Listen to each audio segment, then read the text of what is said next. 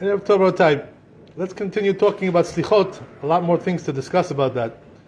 Number one, I want to tell you, that women are not obligated to go to Selichot, even though they get, today, Baruch Hashem, we have a lot of women, a lot of girls, young girls also, who are doing teshuvah, especially in Israel. There's so many girls over there becoming religious. It's a lot of people, big crowd of people, becoming religious there. So,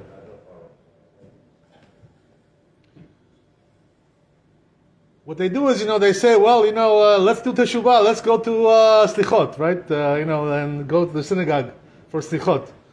So here, we don't have any women coming to Selichot, you know what I mean? But over there in Israel, the girls are going, to Selichot, they want to do teshuvah. They want to come close to HaKadosh Baruch Hu, I saw them, a lot of them going. But here's the problem, what's the problem? The problem is that over there, most places, they're doing Selichot what time? Midnight, like 1 o'clock in the morning, you understand? Very late. They're doing Selichot. So, is this nice that a woman, should go out at this time of night, in the street? Midnight like this, in the middle of the night? It's not tzniut. You understand? It's not proper for a woman to be outside. If you see a woman, outside in the middle of the night, like this, walking around, you're going to say, what is she doing? Where is she going, Where is she going? To a nightclub? Where is she going? Something suspicious there, you know what I mean? Doesn't look so good, That's why the truth is, that it's better if they shouldn't go, especially if they're going in the middle of the night, Selichot. Women should be in the street at that time, going to Selichot. It's not proper, such a thing like this. I'll tell you something really funny, a lot of people don't understand this concept, but it says in the Rambam like this, that a married woman, right? A married woman. How many times should she go out? How often should she go out? Outside. Just to go out, to be outside. So, right, there's a pasuk, right? It says in the Sefer Mishle, right? Kvud bat melech pnima. What does that mean? The honor, right, of the Jewish woman is to be inside the house, not to be in the street girl, We don't want 108 girl, We don't want a girl like this. This is not a proper girl. Hanging around 108, Queens Boulevard, going to Manhattan, 6th Avenue, right, Broadway. What is she doing over there? What business does she have there? You know what I mean? To go around like this. So the Rambam says, how often should a woman go out? You know what he says, right? I'm going to shock you. You're going to shock. You're going to say, oh my God. Yeah. Rambam says, twice a month. That's it. Twice a month. You understand? Why twice a month? What's the reason why? So he says like this, it comes from a Talmud, all these things. The Rambam didn't make it up from his own head. Twice a month. Why? One time, maybe she has some kind of a family function, the relatives invited her, to a wedding, some kind of simcha, so she goes over there, or, right, there could be also a funeral, lo aleinu, right, levaya, so she has to go, to give kavod to the relatives. And one time, she goes to visit her parents, right? Kibud Avim, to honor her parents, to see her parents. One time a month. Not like today, some women, they're going to see their mother every other day, Why are you going to see your mother? You got married already. You don't have to go to see your mother every day. You know what I mean? Now you have to be with your husband. What are you going over there every day? What are you, a child? You want to go back to your childhood? You know what I mean? That's not mature, A mature woman doesn't do that. She knows now she has a new family, She's not going there every day to her mother. Anyway, the point is, Rambam says twice a month. That's all, So you'll see from there a lot of things to learn from this, twice a month. One thing is, that we don't really want the woman, to be outside for no reason. She shouldn't be hanging around the street. You know what I mean? The woman. It's not tzniut. It looks suspicious also. That's one thing, Another thing is, especially right in the middle of the night, in the middle of the night going outside, like this, walking in the street. They're going to Selichot, They think they're doing a mitzvah, but the truth is, it's an avera, for a woman to go out in the middle of the night like this in the street. There's no mitzvah like this, to be like this, a woman in the street like that. So, really, the truth is that if you look in the past generations, right? I'm talking about our fathers, right? You and me. Our mothers, our grandma, they didn't go out in the street. They didn't go out. What do you think? They were going to Selichot? Your grandmother and my grandmother? What, are you kidding me? You're joking. What's Selichot? What are you talking about? Women were not going to Selichot. No such a thing like this, They were going to synagogue, maybe like, I don't know, twice a year, once to hear the shofar, once to hear the Megillah. That's about it, What else did they do? What, they went to shul? They went to shul, what, for Selichot? What are you talking about? So, a person, who comes from a good family, he has a masoret, he has a tradition. How to behave properly, she was raised by a mother, who knows what it means to be a Jewish woman. Somebody like that is not going to do this kind of thing. You understand? Who's going to do? Baal Teshuvah, just became religious, So she doesn't know. She means well, she has good intentions. She wants to go on to do Teshuvah, say Selichot. But the truth is, that she's not raised in a proper family. That's why she goes out in the middle of the night like this. A woman should not begin in the street in the middle of the night. It's not proper, So that's what I'm telling you, what I'm trying to say is, number one is that if they're going in the middle of the night, for Selichot, for sure this is a bad minhag, doesn't look good, looks very bad. If they're coming in the morning, shachrit, okay, that's okay, that's acceptable, The truth is that, according to Rambam, it's mutar, what I'm telling you, it's allowed, but according to Rambam, really, you can see that he says, right, they should go twice a month, the women, outside. That means that they were never going to shul. In those days, the women never went to shul. As I told you, twice a year, Megillah, shofar. That's it. That's all where did they go, women, to the shul? Every week they went, every day? Who made these rules? No such a thing like this. In those days, there was no such a thing like this, Especially Selichot, As we said yesterday, which is just a minhag. So what, they have to go out in the street like this? No, the truth is, as I said, the women who have come from a good family, they learn from their mother, how to behave. They know, What business does a woman have to go to Selichot every day? No such a thing like this. If she wants, what she can do is, if she has time, she can say at home. The Selichot, whatever, right? As we said, right? She can do at home. That's nice. That's if she has time, she has extra time. She's not really obligated to do that either. Women are not obligated to do Selichot. So they have no business with this. But anyway, right, that's the idea. So women are not obligated, to do Selichot. The truth is, better they should stay at home. Honestly, this is the better thing. We don't have a tradition like this, masoret in our Jewish people that women go to Selichot. No such thing like this.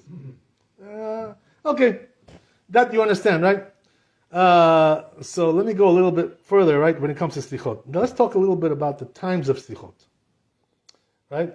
So what is the best time to do Selichot? According to Shulchan Aruch, Maran, he says over there the best time is the end of the night, Ashmoret, right? What does that mean? Like in our time now, it's like about 4 o'clock in the morning, 4:30. That's the end of the night. Because by 5 o'clock it's already Amud HaShachar, it's already day. You understand? So the best time to go is about 4. Here's the thing, most people today, they cannot get up this early, They cannot do it. That's why, you don't have really many minyanim like this, 4 o'clock in the morning. Really, in the old days, that's what it was, They used to go like Ashmoret, 4 o'clock in the morning. Today, people have a hard time with this, So what do? We make it before Shachrit, So if Shachrit at 7, we make it Selichot at 6:30, 6 o'clock, whatever, something like this, you understand? That's the way we do it. So we try to make it in a way that people can come, that it's not too hard for them. But the truth is, the best time is the end of the night. Why? So what's the reason why? So the Mekubalim say, the reason is because that time is a time of mercies, Rachamim, Hashem has mercy at that time. The end of the night, it's a time of Rachamim. So this is the best time to do Selichot. Problem is, as we said, right, we have a hard time with that today. It's difficult. But what they do is, in Israel, they know, right, also over there, they have a hard time with that. They cannot get up 4 o'clock in the morning, most people. So you know what they do, right? They do it like 1 o'clock in the morning, after Chatzot Halayla, right? After midnight. So they come over there 12:30, 1 o'clock, they do Selichot, they finish around, 1:30, 2 o'clock, they finish. They go home and they sleep, This is what they do. A lot of people in Israel. Here also they have it. They have it in Bet Gabriel. They have it in Main Street. Like these kind of minyanim. They have. So this is also a good time. Why? Because it's also time of Rachamim, after Chatzot, Alayla, after midnight. So this is also good. As we said, right, the end of the night is the best time, 4 o'clock in the morning. But also 1 o'clock, after Chatzot, it's also good. It's a good time. It's also good. If you can't do this, it's too hard for you because you need to sleep at that time. You're sleeping at that time. So what do? You come in the morning, as we said, right? Before Shachrit. 6 o'clock, 5:30, whatever it is. Right? You do like this, Before Shachrit, you come in and you do Selichot like this, It makes it easier, even though this is not the best time for Selichot, but it's good time, not bad. Before Shachrit, early in the morning, it's good. So that's number 3. If a person can't do that either, what they do? Some places what they do is, they can't come so early like that. So what they do is they do Selichot after Shachrit, Let's say Shachrit is like 7:30, so they do Selichot 8:30 until 9 o'clock and then they go, right, whatever. They go to work. Some people do like this if they have time. Some people are going to work, they don't have time for this. So some people, what they do, right? There's also another minhag, which is they do Selichot before mincha, They come, 7 o'clock is mincha, right? So they come like 6:15, 6:30, and they do Selichot. Some keilot do like this. In Israel, there's all kinds of minyanim like this, all kinds of variatsiot. This variation, that you can find everything in Israel, all kinds of minyanim like this for Selichot. We, I'll tell you something really funny, we in Yechavedat, where I learned over there in the Yeshiva of Maran, they used to do Selichot like 1 o'clock in the afternoon. You know why? Because they were learning, in the morning, they were learning in the afternoon. So in between, lunch break, they would do Selichot, around like 1 o'clock in the afternoon, and then they would do mincha, like 1:30.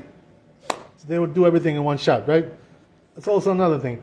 Why they do it like this? Because the Bnei Torah, people who are learning Torah all day, they don't have time, for Selichot like this, in those times. Late night, early, it bothers them with their learning, so they cannot do. So therefore for them, sometimes the best thing to do is to do it on their lunch break.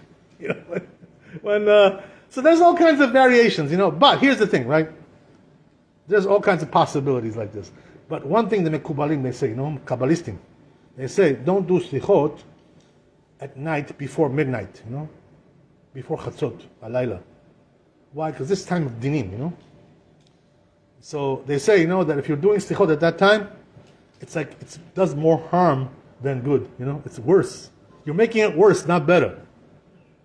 Why? Because you're asking for Rachamim, at the time of dinim. It's the wrong time for this. You understand? This is the problem, So that's why they say, don't do Selichot at that time. So what does that mean? There are some Ashkenazim minyanim like this, Ashkenazim. What they do is, they do like Selichot at night, like 10 o'clock and 11 o'clock at night, So according to Kabbalah, this is no good, Asur. You're doing more harm than good. But they don't do like Kabbalah, they do like the Pshat, the simple meaning, Pashut. So according to Pshat, you're allowed to do, Selichot at that time. Rav Moshe Feinstein, Alav Shalom, he wrote that it's possible to do that, like 11 o'clock at night, 1 hour before Chatzot, something like this, But we Sfaradim, we don't do this. We don't do Selichot at that time. We try to avoid this, because, as we said, right, it's a time of dinim. So you're trying to get Rachamim at the time of din, There are funny stories about this, brought down in Kabbalistim, they say that what happens is, you are asking them for Rachamim, and they're telling you over there, in the Shamayim, you're coming at the wrong time, we're not gonna accept you, they're mocking you over there. They're telling you, hey, you're coming at the wrong time, man. Come at the right time. What is it with you? This is not the time for Selichot. Ad kedei kach, it says in Chazon Ovadia, Maran, Ovadia Rashom. You know what he writes? He says, right, that if you hear a minyan, right, doing Selichot at that time, before Chatzot, at night, he says, don't even answer them. If they're doing Yud Gimel Midot, don't answer, because Asur, you're doing more harm than good, according to Kabbalah. You understand? So therefore, we should try to avoid that. Baruch Adonai Le'olam, Amen, Amen. Rabbi Chaim אומר, הקדוש ברוך הוא לזכות ישראל, לפיכך הכיר בה להם תורה ומצוות, שנאמר אדוני חפץ, למען צדקו יגדיל תורה בידי.